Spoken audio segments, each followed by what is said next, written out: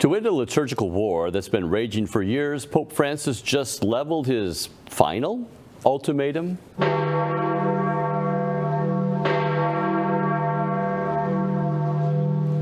Join us with the latest from the Eternal City, Church Militant's Rome correspondent, Dr. Jules Gomes. Jules, lots going on in Rome, India. Sounds like Pope Francis has had enough with India's ongoing liturgical war in the Syro-Malabar Rite. What's going on down there?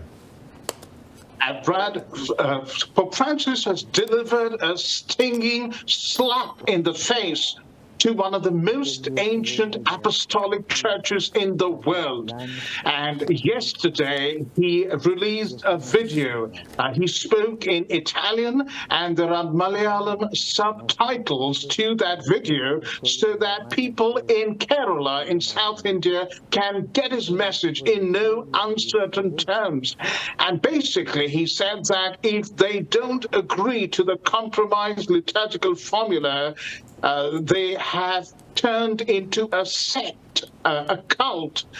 And he basically gave his final ultimatum. I know that's a tautology, it's a redundancy, but we're calling it a final ultimatum because there was already an ultimatum given in August where the Archbishop's delegate threatened to excommunicate people who did not abide by the directive.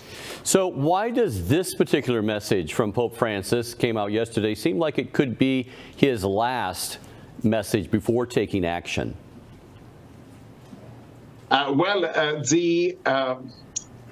The message is very clear, Brad. He says, please be careful that the devil does not lead you to turn into a sect. You, our churches, do not become sects. Do not force the competent ecclesiastical authority to take note that you have left the church because you are no longer in communion with your pastors and with the successor of the Apostle Peter, called to confirm all brothers and sisters in the faith and to preserve them in the unity of the church. He then goes on to say, with great pain, then, that's if they disobey, the relevant sanctions will have to be taken. And he says by Christmas in the diocese of, in the Archeparchy of Ernakulam and Gamali, where the whole problem is brewing, as in the entire Syro-Malabar Church, Pope Francis says, let the Holy Kurbana be celebrated in communion following the instructions of the Synod. And we will tell our viewers in a moment what has been happening for over the last 60 years.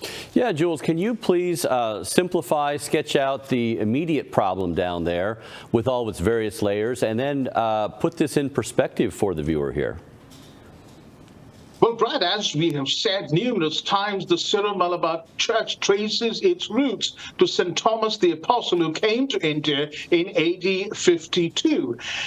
For centuries, they celebrated the Kurbana in the East Syriac Rite, facing the altar. However, since Vatican II, a number of clergy felt that it would be prudent to Latinize and modernize, and so some of them began facing the people, like their Latin Rite brothers and sisters. I have spoken to top sources in the diocese, in the Syro-Malabar Church in India, and they tell me that there wasn't a problem for 60 years. There were no issues. Nobody brawled in the streets over this. And all this was continuing peacefully until 2000, the year 2000, when the Synod, the Syro-Malabar Synod, decided to drive through a compromise formula whereby the priest would face the people for the first half of the Mass, the Liturgy of the Word, and then turn to face the altar for the Liturgy of the Sacrament.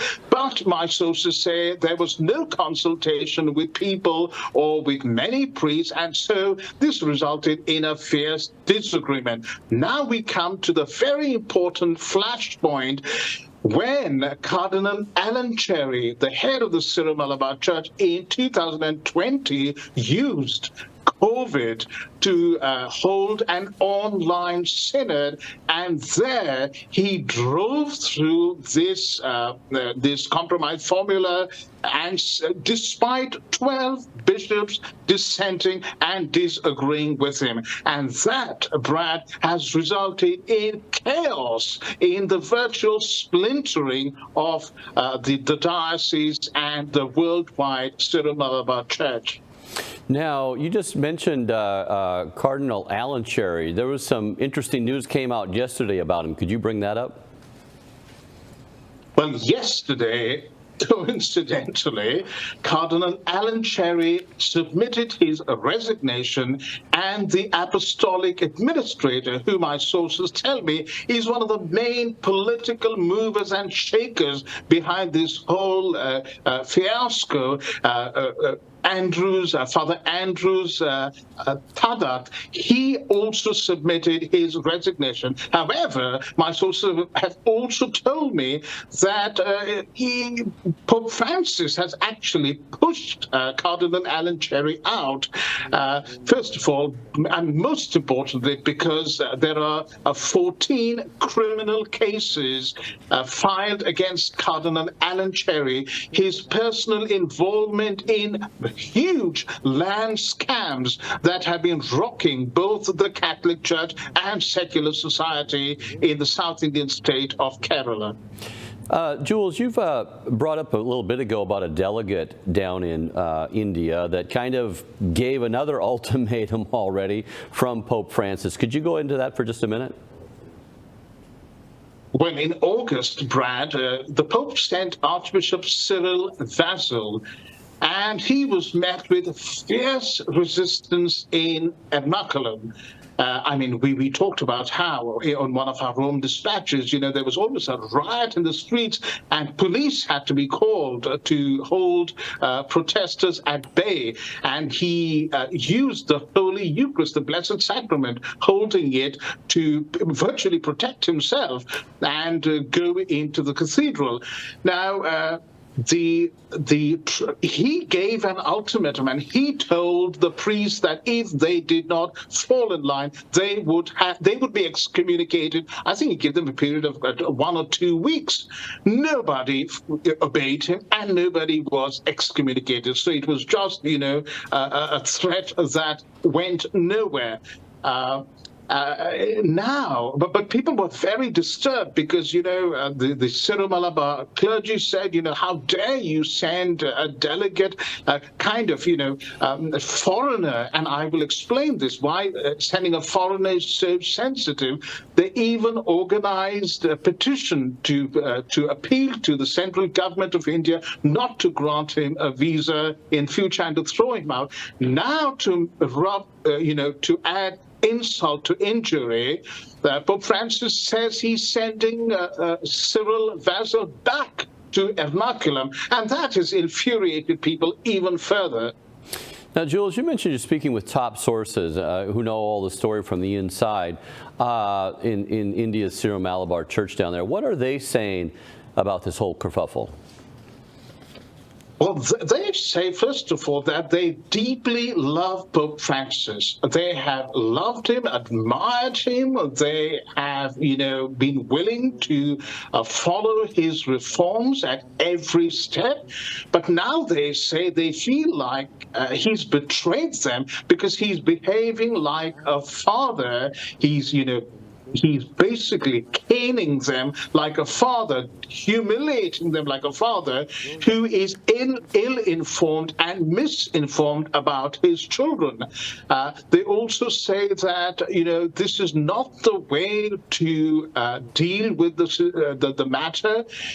They're particularly upset over all this being communicated to them in the form of a video that is now public. They say that this is an inquisition. It reminds them of the Portuguese Inquisition in the 16th century, when, incidentally, they were as, even though they were apostolic Christians, simply because they came from a different tradition, they were subject to terrible persecution by the Portuguese. So this has destroyed the good name of Pope Francis among us. My source, the number of sources I've spoken to just half an hour before coming on air, told me, he said this is a low-quality video that has been produced. And he said also, why are you treating us, you treat Germany, you treat Europe differently, but just because we're a third world country, you're treating us in such an insulting manner. People are very, very hurt, Brad, by what's going on. And yeah, that's where they are. Jules, you got all these people you're talking to on the ground down there. You've been tracking this story for months and months now. After all you've seen and heard, what's your personal take on all this? Are you thumbs up with the Pope getting tough on the clerics in India? And if not, what nuance would you bring for the sake of clarity for our audience? Brian, I have spoken to people on both sides of the debate, and both sides are in agreement on one thing. Let sleeping lions lie. Live and let live. Enjoy the genuine diversity. Celebrate, in fact, they say, the diversity that is already present. So if some parishes, some dioceses have a history of priests facing the people, fine. If some dioceses want to adopt the compromise formula, fine. If there are those who want to continue the ancient tradition of only facing the altar throughout the Kurbana, let's go with that.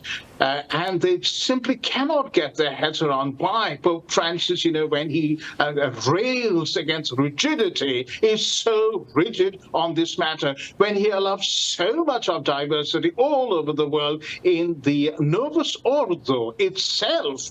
Why is he particularly trying to crack down on this church of 600,000 people that is spread and thriving all over the world? I fear, Brad, my personal take on this is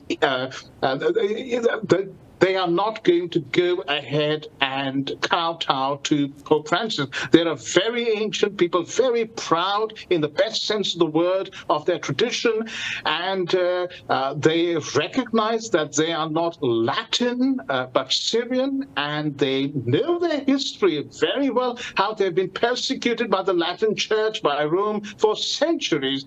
And this time, they are going to continue to say no. I'm afraid if Pope Francis doesn't pull back, they already pulled back with Cyril Vasil, did not excommunicate these priests, I'm afraid there will be schism.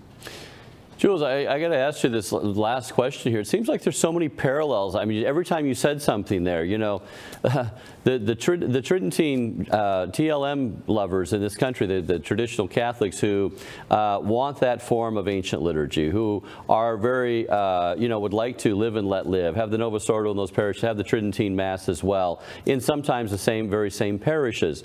And yet they're told, to say Pope Francis celebrates diversity. And here he says, well, to the Tridentine crowd, no diversity here. I don't want Tridentine Masses celebrating these parishes. You got to go find some other parish. The new priest coming along, you got to talk to Rome. Can't just get permission from your own bishop and all this. Doesn't it seem like there's such a parallel here about, being so rigid with regard to the liturgy and conformity here with the Novus Ordo and the Tridentine, like no Tridentine now, and down in India where they wanted to face the altar, face the tabernacle, face liturgical east throughout the whole liturgy as they always have, and now it's no, you cannot do that anymore. It seems like there's a lot of parallel there, doesn't it?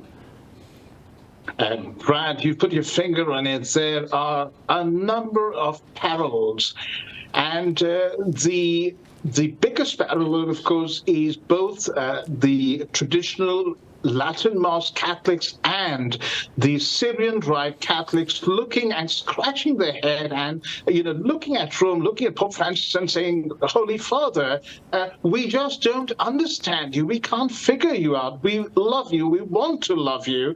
But then you say, don't be rigid. And yet, you are so rigid when it comes to our liturgical rites. You say, let's have new rites. You created the Zairian rite. You're open to a Mayan rite. But when it comes to, and even within the Novus Ordo, you permit things like an Indian rite mass, which basically takes 60% of its elements from Hinduism. And yet, when it comes to something so simple, something that can just let all of us live in harmony and togetherness, you're Holy Father, you're so accommodating when it comes to other religions. But within your own fold, can you not just let us live in peace and do as our ancestors always did? And that is where the most critical parallel lies, I think, Brad. Well, we all appreciate unity in the church, and the Pope is the touchstone of that unity. But please pray that he uses power for what is truly good for all parties concerned, and for the sake of also preserving what is true and beautiful in Holy Mother Church. Jules, hats off to you for bringing such deep insights into this very multi-layered story for us. Thank you, Brad.